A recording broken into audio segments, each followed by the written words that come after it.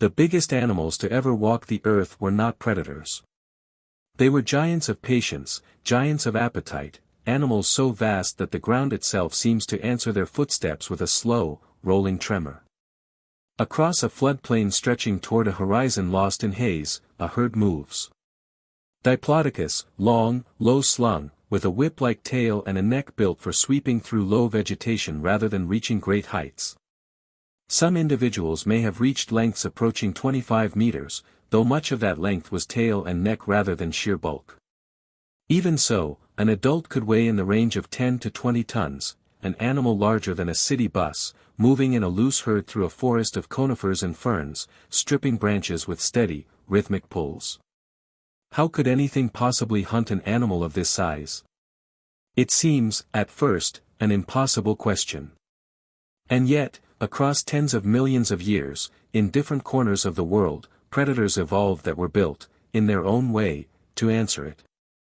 150 million years ago, the world is warmer, wetter, greener. Vast floodplains stretch beneath a humid sky. Conifer forests give way to ferns and cycads at ground level, and through them move the giants, among them, the herds of Diplodocus, their long necks swaying low and slow as they graze. Here, in the shadows beneath the trees, something else is watching. Allosaurus is, by the standards of its world, a formidable predator, perhaps 8 or 9 meters long, lightly built for its size, with a skull adapted less for a single crushing bite and more for repeated, slashing strikes. Some researchers have proposed that Allosaurus may have used its skull almost like a hatchet, driving it down and back to tear flesh rather than relying on raw bite force alone.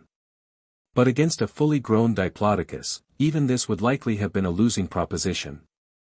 A healthy adult, with a tail capable of cracking through the air like a whip, fast enough, some have suggested, to break the sound barrier at its tip, and feet that could crush a smaller animal without effort, was simply too dangerous, too large, too capable of inflicting fatal injury. So predators, fossil evidence suggests, were selective. Picture a juvenile, not yet fully grown, drifting toward the edge of the herd. Perhaps it is following a slower path along a riverbank, distracted, momentarily separated from the protective bulk of the adults around it. Allosaurus may have hunted such individuals, animals still large, but not yet armored in the sheer mass of adulthood. Somewhere, a flock of small pterosaurs lifts suddenly from the trees, disturbed by something below. The juvenile Diplodocus pauses. Lifts its head. Listens. For a long moment, nothing happens. Then, low and fast, a shape breaks from the undergrowth. The first strike comes toward the flank, teeth, curved and serrated, find purchase in the soft tissue behind the foreleg. The young sauropod bellows, a deep, resonant sound that carries across the floodplain, and lurches sideways, trying to twist its body away from the attacker's grip. The predator holds on for only a moment before being thrown loose, knocked off balance by the sheer force of the animal's movement. It scrambles back as the tail comes around, a long, cracking arc that misses by less than a body length, snapping through the ferns where the predator's head had been an instant before. A second attempt follows, this time from the other side, a bite aimed at the base of the tail, an area with less protective bulk. Blood marks the pale bark of a fallen log. The Diplodocus staggers, but does not fall. It pushes forward, using its weight, forcing the smaller animal to retreat or risk being trampled outright.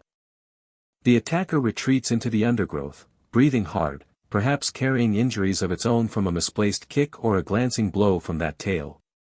Whether this encounter ends successfully for the hunter is, in most cases, unknown to us. Fossils rarely preserve the outcome of a single afternoon. What they do preserve, sometimes, are old injuries, broken ribs that healed, bite marks on bone that scarred over. Survivors, on both sides, were not uncommon. Tens of millions of years pass. Continents drift further apart. In the river valleys of what is now South America, a new lineage of predators has emerged, the Carcharodontosaurids, descendants, broadly speaking, of the same evolutionary tradition as Allosaurus, but grown to extraordinary size. Giganotosaurus moves through a landscape of wide rivers and seasonal floodplains, among the largest predatory dinosaurs known, potentially exceeding 12 or 13 meters in length. Its skull, narrow and elongated, was lined with blade-like teeth suited for slicing through flesh rather than crushing bone. And sharing this world were the titanosaurs, among them Argentinosaurus, possibly the largest land animal to have ever existed. Estimates remain uncertain, but some suggest lengths approaching 35 meters and weights that may have exceeded 70 tons, a living mass greater than a dozen elephants combined. Could a single Giganotosaurus have brought down such an animal alone? Most researchers think it unlikely, except perhaps against young, sick, or injured individuals.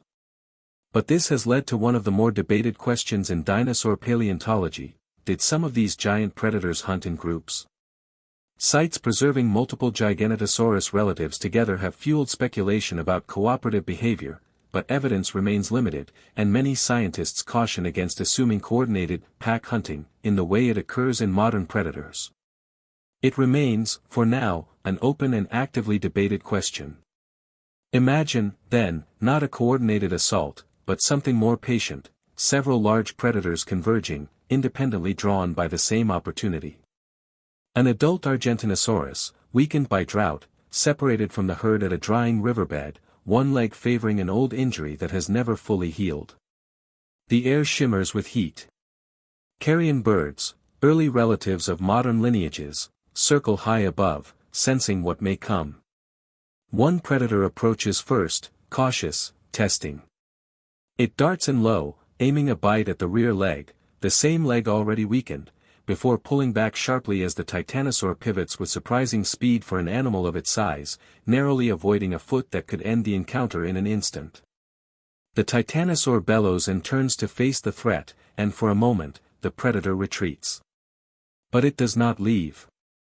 Others arrive, drawn by the same signs, the same scent of blood, the same vulnerability.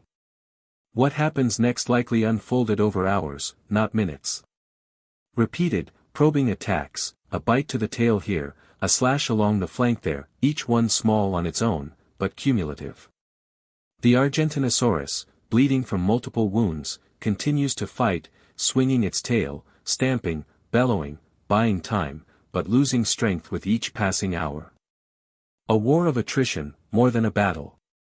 Patience against endurance. The true story of the sauropod hunters was never one of fearless monsters overpowering impossible giants. It was a story written in risk, in injuries that healed and injuries that didn't, in opportunities seized and opportunities abandoned, in a world where size offered protection, but never certainty. And somewhere, in the silence after such an encounter, the herd moves on, the ground falling quiet again, the dust settling slowly back to earth.